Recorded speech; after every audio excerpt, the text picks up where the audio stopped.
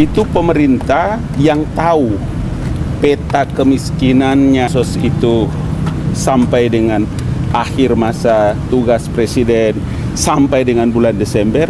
Kenapa mesti dikaitkan dengan cawe-cawe dan pilkada dan semacamnya?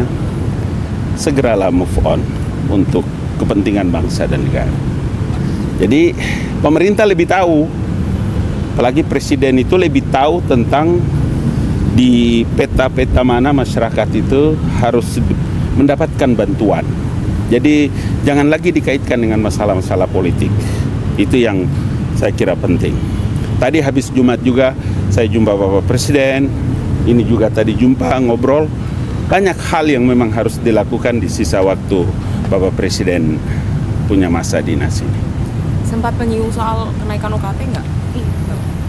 Tidak, itu nanti hari Selasa diomongkan. Akan dirataskan ya, Bang? Atau seperti apa? Belum lihat jadwal, saya belum lihat jadwalnya. Yang dibahas oleh Presiden? Itu juga belum tahu.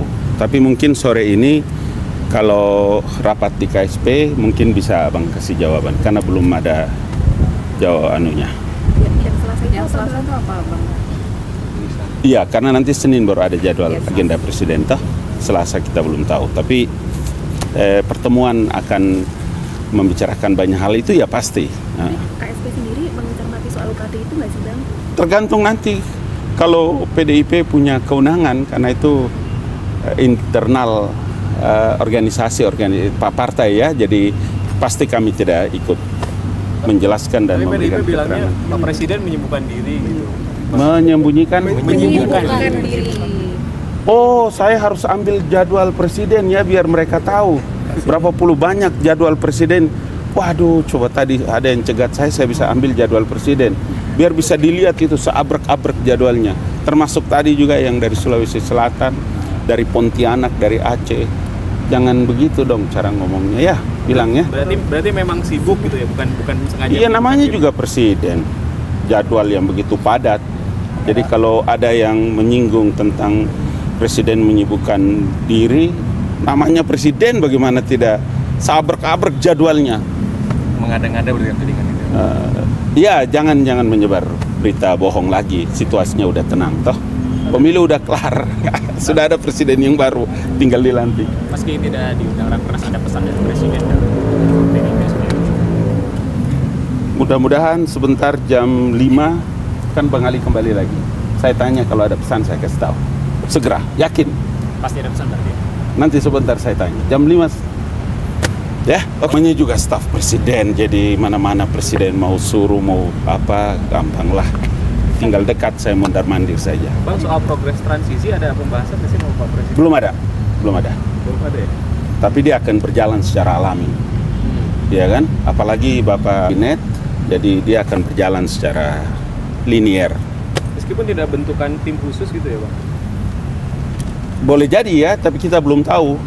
Tapi salah satu bentuk yang teman-teman bisa saksikan itu pada waktu Presiden Jokowi bertemu dengan Perdana Menteri Singapura, beliau membawa presiden terpilih dan Perdana Menteri Singapura membawa wakil Perdana Menteri dan saling memperkenalkan. Itu proses yang disebut dengan transisi pemerintahan, memperkenalkan, dan insya Allah tidak ada turbulensinya. Bang Ali, Oke. Minta tanggapan dari istana soal adanya revisi undang-undang kementerian dan lembaga gitu kan. DPR sudah mengusulkan bahwa sudah menyetujui bahwa untuk di legislatif ya di baliknya itu pasal 15 itu diubah dari 34 kementerian menjadi itu hak prerogatif. Mudah-mudahan cepat, secepatnya jadi.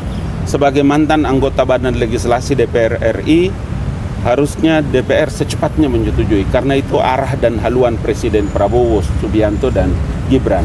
Tidak ada yang salah dengan perubahan undang-undang kementerian dan lain-lain.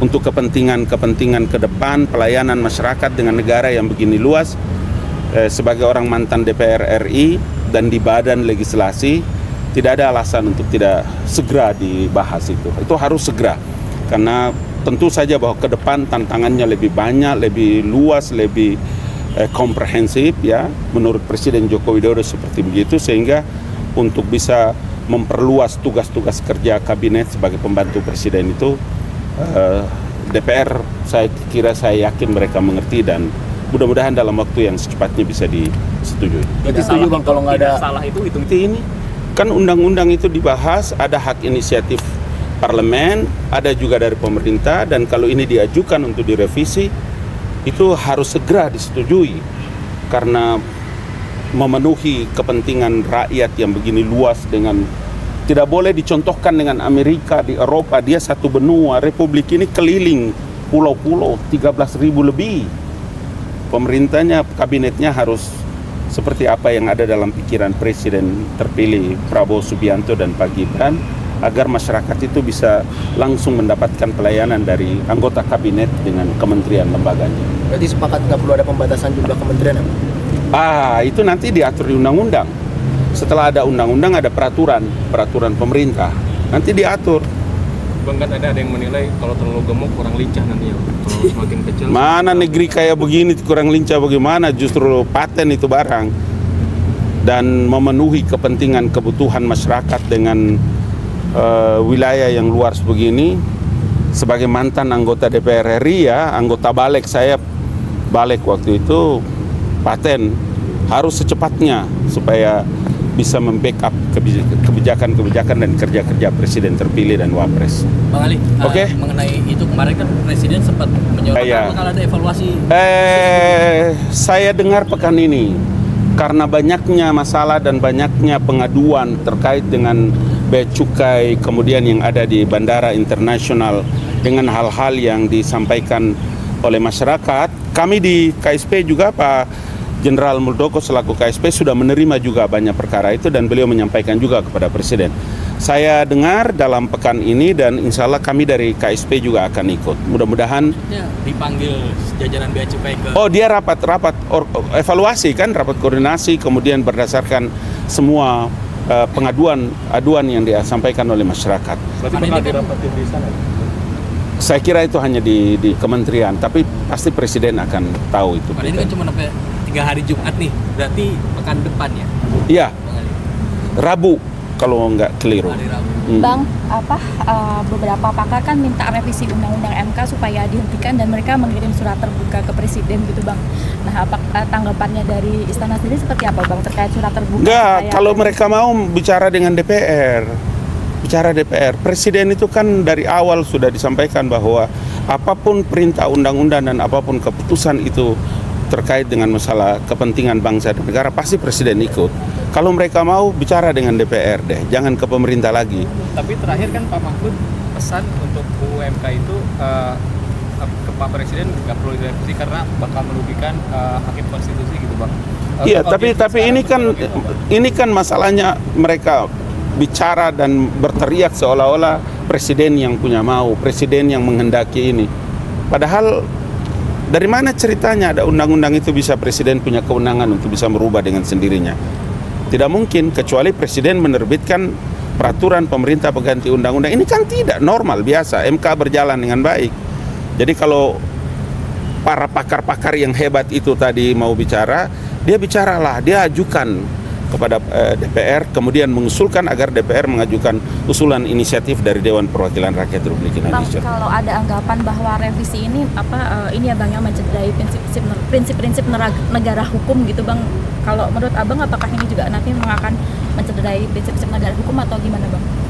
Bukan, ini kan pakar-pakar ya, orang-orang hebat.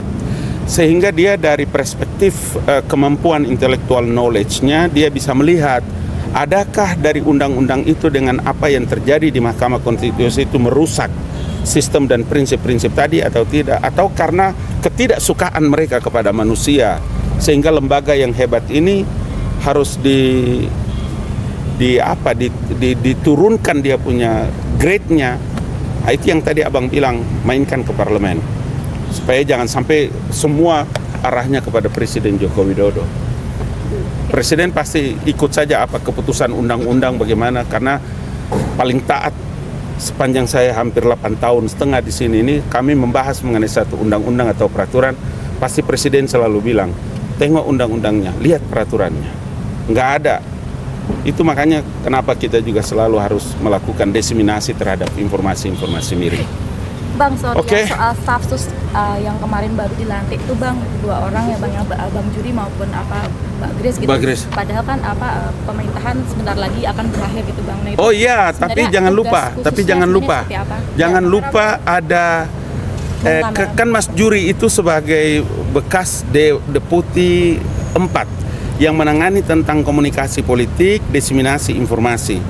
Karena itulah tugas-tugas khusus yang harus dilakukan oleh teman-teman staf khusus itu, satu diantaranya seperti yang tadi, komunikasi politik bagi pemerintah dan presiden itu penting sampai dengan akhir masa tugasnya. Begitu juga dengan Mbak Grace. Jadi tentu saja kalau presiden mengambil satu keputusan, itu akan memberikan dampak yang terpenting bagi tugas-tugas kerja presiden. Apalagi namanya saja staf khusus. Jadi mari kita sambut ini sebagai satu keputusan presiden yang luar biasa, sangat penting di sisa masa tugasnya. Jadi penjelasan bidangnya mereka apa Bang? Nah, presiden punya kewenangan itu. Tetapi yang saya tahu benar bahwa karena Mas Juri adalah mantan deputi 4 kantor staf presiden bidang komunikasi politik dan diseminasi informasi, maka nanti teman-teman lebih banyak berjumpa dengan beliau, dengan Mas Juri. Kapasitasnya tidak kita ragukan kan. Dia rektor NU, dia mantan KPU nasional, mantan deputi dan segala macam tugas lain yang oke.